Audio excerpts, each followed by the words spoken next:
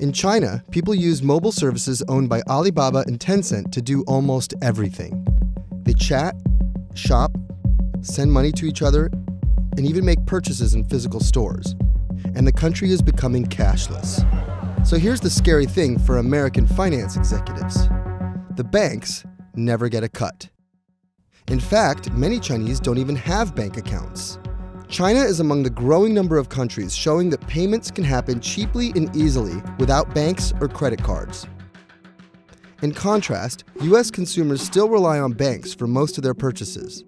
Even mobile payments made through apps like Apple Pay, Uber, or Venmo are tied to users' cards or bank accounts. That all adds up to a feast of fees for many of the companies that handle and process payments. For a typical $100 credit card purchase in the US, $97.25 goes to the merchant, and the rest is split between issuing banks, payment processors, the merchant's bank, and card networks. Those small slices add up to billions of dollars for banks every year. If apps were to grab market share in the US at roughly the same rate as they have in China, banks would lose a projected $43 billion in revenue from one of their most profitable businesses.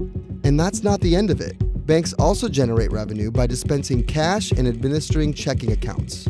If payment apps were to replace paper money and offer alternatives to regular bank accounts, as they increasingly have in China, other sources of income could take a hit. Checking accounts alone generate $3 billion in bank fees in the US. Whether or not you have access to a bank, being able to make and receive payments through your phone is an obvious advantage, as Alipay and WeChat Pay have demonstrated in China.